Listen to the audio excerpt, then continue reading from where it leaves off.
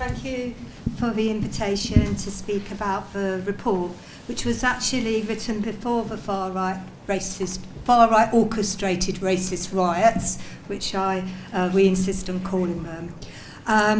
But the report obviously focuses on the mainstreaming of hate by politicians and the press, but I don't need to tell you that there isn't always a context for what has been happening over the last few years. This is one thing that our society with the 24-hour news always refuses to let us discuss, is context, as though bad things happen in a vacuum.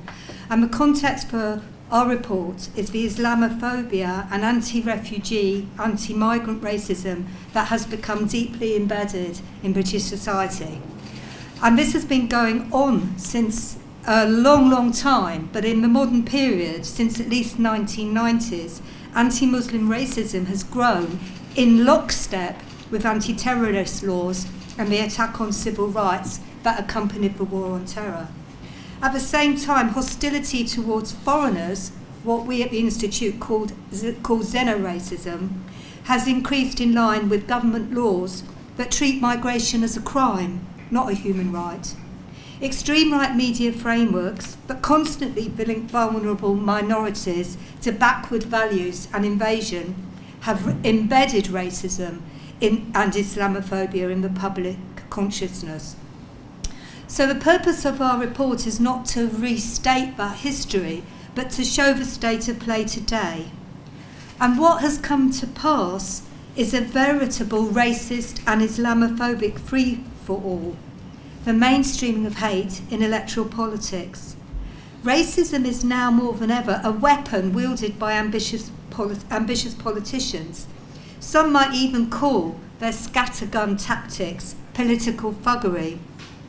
Asylum seekers and Muslims emerge as collateral damage of the electoral racism of politicians, whether Reform UK, Conservative or Labour. So the report was published before the general election, actually. It was published in April 2024, but as the Chair has already said, it anticipated the results as well as the riots. In particular, the last section of our report, which looks at how far-right groups like Patriotic Alternative attempt to embed themselves in local community campaigns around the housing of asylum seekers or violence against women and girls. This was so much the basis for what happened recently. The violence that we saw taking place a few weeks ago hasn't stopped. The situation in Northern Ireland is still critical. Mosques, ethnic minorities, businesses continue to be attacked and arsoned. But our report shows us that the riots were actually driven by local people, albeit plugged into far-right propaganda networks, and that's important. Although it was orchestrated by the far-right, most of it was carried out by local people, influenced by far-right ideas. By the way, I think we should stop talking about far-right disinformation and name it for what it is: fascist lies and propaganda. The report rightly warns that the far-right are preparing for race war, but it also points out that its messages have gained traction in line with the hard right emerging as a significant electoral political force. The report was written before the general election, as I say, and before the emergence of Nigel Farage's Reform UK party as the third largest party in Parliament. And let's not forget, they came second in 103 constituencies and gained 4 million votes. The hard right is a category that may not be familiar to you. We find it a useful way of showing a spectrum of opinion that travels from far-right electoral parties like Reform to mainstream political influencers like Suella Braverman, Michael Gove, Kemi Badenoch, the former Labour MP and so-called political violence czar John Woodcock, as well as neoconservative and identitarian international alliances and think tanks that recklessly promote culture wars. There's a section in the report on the foxification of British news, thanks to GB News and Talk TV, and a breakdown about how right frameworks break into the mainstream via slogans like British jobs for British workers, all life matters, and stop the boats. And now, after the riots, sadly we can see more slogans entering the lexicon. We can add enough is enough, which was the far-right propaganda message that circulated on social media and fueled the riots, but also the Labour slogan, smash the gangs. Smash the gangs policy of this government is thoroughly toxic. It equates smugglers with terrorists. It equates channel crossers with organised criminal networks. And both smugglers and asylum seekers who arrive by boat are now associated in racist culture with Muslims.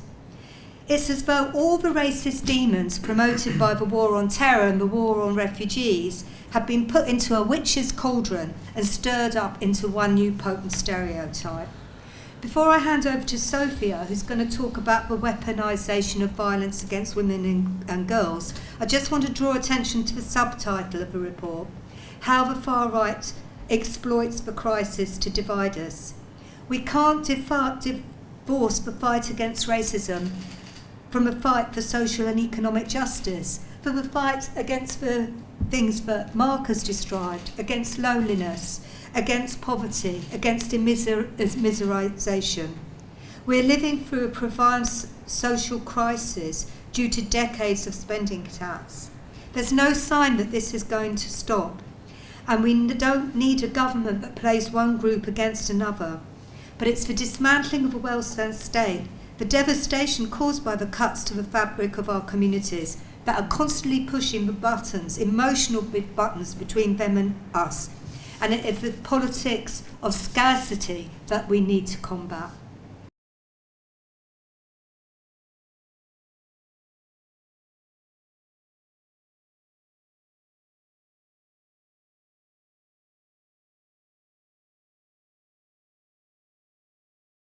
Thank you so much for having me here today. I'm going to continue where Liz left off. I'm going to discuss a bit more in detail what actually triggered the recent outbreak in Islamophobic and racist violence, which has kind of been forgotten about, particularly by the mainstream news, which was the killing of 3 young girls at dance class in Southport. And what followed was an online conspiracy frenzy that circulated a false claim that the killer was a Muslim man who had arrived in the UK on a small boat. This weaponised the killings of 3 young girls for a racist agenda. And this is absolutely key to highlight because this trope that Muslim men pose a threat to white women and girls is a key driver of far-right and Islamophobic violence that must be urgently combated across society because it is absolutely central to how Islamophobia and anti-migrant racism operates. And as we outlined thoroughly in our report, the roots of this narrative goes back to discussions around so-called British Pakistani grooming gangs, an issue exploited by the EDL for over a decade, but also evoked by our politicians across the spectrum when it's convenient. And today we're particularly seeing this rhetoric fusing with moral panics around the so-called migrant invasion. The underlying logic is the same. This combines anti-migrant racism with Islamophobia and has fueled retaliatory attacks on asylum housing, mosques, businesses, homes, and communities as they go about their everyday life. Such moral panics are a key tool to gaining footholds in communities, and as Liz said, it was mainly local people who were driving these attacks. Because ultimately these moral panics, they feed off anxieties around crime, around economic insecurity, housing shortages, unemployment, and diminishing healthcare. It's an emotive narrative that's been successful in mobilising people by ultimately creating fear and scapegoating refugees and Muslims and playing into racist tropes. And most disturbingly, it raises a key issue, which is the threat of violent misogyny. Instead, the killing of 3 girls was hijacked by the far right, who claimed to be acting as protectors of women and children, which ultimately shifted the conversation away from urgent questions around incel culture and Andrew Tate-style misogyny that radicalises men and boys online, and instead collectively blames the Muslim and migrant community. And here it's important to highlight that it was Muslim women in particular who've been targeted in racist attacks and at the receiving end of rape and death threats, with a recent poll by the Muslim Women's Network finding that 75% of those surveyed were worried about their safety, with 1 in 5 experiencing hostility, and we know that that's a massive underreporting. And another far-right conspiracy theory that we highlight in our reports, which has come to dominate the international extreme right, is the Great Replacement theory. And this theory holds that white populations are being demographically and culturally replaced by non-white people, particularly from Muslim-majority countries. And this is a conspiracy theory that has been central to mass shooters' manifestations in recent years across the world, but it's also increasingly part of far-right discourse here, which we need to be really attuned to. This idea of replacement is a prevalent theme of anti-migrant and anti-Muslim racism that passes from the fringe to the centre of respectable discourse. And in recent months, we've heard MPs calling areas like this, Tower Hamlets, a no-go area, claiming that Islamists have got control over London, and appear in the House of Lords claiming that Birmingham and 9 other English local authorities will be majority Muslim by 2031. And such dangerous language normalises ideas around population replacement. And until we tackle this, far-right rhetoric and the demonisation of Muslims and migrants is going to keep becoming more and more normalised. So now I'm going to pass over to Liz, who will focus more on the government response. So, a rhetorical question. What has the government learnt from the riots? It seems to me not a lot. I think the role of government is to educate against racism.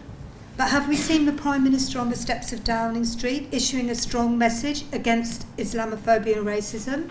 Has he has been photographed outside a mosque? Great for GB News. They would love that.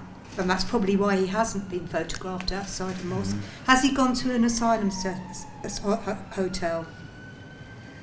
Have we seen any acknowledgement of a role the state and politicians play in the mainstream of hate? I think not. Instead, we hear talk from the government of violent thuggery on all sides of the ideological spectrum, even as we see a further ratcheting up of measures to criminalise Palestinian solidarity, as though to take to the streets against a genocide was the same thing as attacking mosques and asylum seekers. Mm-hmm. We're beginning to, when we at the Institute, we publish a bi-weekly news service called IRR News. If you're not signed up to it, I encourage you to do so. So we're monitoring what's happening in the court. And we're seeing that the government narrative of violent thuggery on all sides is actually leading to harsh sentences against Muslims who acted in community defence. I think we should be writing the sequel to Mainstreaming Hate. Mainstreaming Hate, Horror Movie Part 2. As we move forward, the Islamophobia Action Group have warned that the situation is critical and called on the government to accept the APPG definition of Islamophobia. I think it's just absolutely crazy after decades of Islamophobia that there is no definition, there is no understanding, there is no outcry in Parliament. It's astounding. Any intervention that forces the government to address Islamophobia is to be welcomed. But I also think we need to be multidimensional. We need to look at all strategies, including encouraging trade unions to do more work in deprived white working class communities, including community self-defence, in the recognition that different paths can lead to the same definition. We need to put pressure on the government to stop the Islamophobic messages emanating from its own party and policies, particularly in relation to solidarity with Palestine, and confront hard-right influencers in Parliament. And I think one of the recommendations from MEND is particularly important in this respect. They produced a report called A Race to the Bottom, Avoiding Further Curbs to Freedom of Speech under Labour. And I think their suggestion is that we concentrate on the government's weak spots, like its continued reliance on divisive figures like Jonathan Ashworth, the Labour MP who lost the Leicester South seat to the independent candidate Shoka Adam, and John Woodcock, Lord Warney, who continues as a government advisor on political violence and disruption, a post created by Boris Johnson's, and apparently now sits on the Home Secretary Yvette Cooper's Defending Democracy Task Force. Woodcock's frameworks when it comes to the Muslim community, particularly the British Palestinian diaspora, do not seem that dissimilar to hard-right figures like Suella Braverman and Kemi Badenoch, who, as part of her campaign to be leader of the Conservative Party, described the newly elected independent MPs as conducting sectarian Islamic politics.